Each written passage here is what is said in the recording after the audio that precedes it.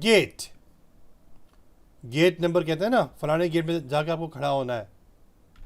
The gate numbers provided in the airport. So what does the gate stands for? I'm going to say how to say that in Arabic. अरबी में gate को क्या कहते हैं? कहते हैं बवाबा, बवाबा, बवाबा, बवाबा. लंबी कतार, लंबी लाइन लगी हुई है. Long queue. If you want to mention that the queue is long, how will you say it? आप ये कहना चाह रहे हैं कि लाइन लंबी हो चुकी है, तो कैसे कहेंगे आप कि लंबी लाइन? ताबूर तवील, ताबूर तवील. ताबूर is a queue. तवील means long. Long queue it means. ताबूर मतलब लाइन, तवील मतलब लंबा, मतलब लंबा लाइन. ताबूर तवील. इंतज़ारगाह मतलब इंतज़ार करने वाली जगह. इंग्लिश में कहते हैं वेटिंग रूम और waiting area is known as in Arabic قاعة الانتظار. قاعة الانتظار. قاعة means hall, the hall.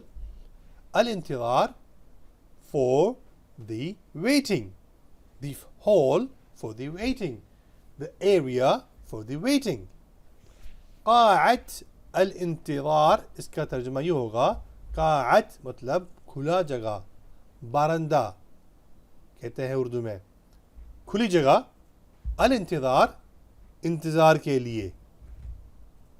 समझ में आ रहा होगा मेरे ख्याल से. क़ाअत अल-इंतज़ार इंतज़ार गाह, इंतज़ार की जगह. परवाज़ नंबर यानी flight number. In common Arabic, आम अरबी ज़बान में इस तरह कहेंगे रक़म अर्रिहला, रक़म अर्रिहला.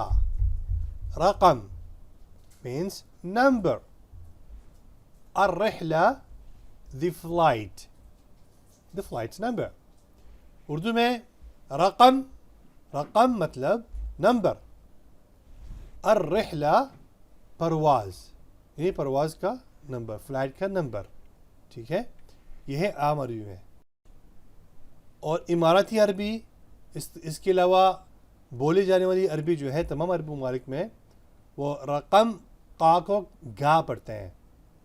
रक़म अर्रिहला, रक़म अर्रिहला, वही मतलब है.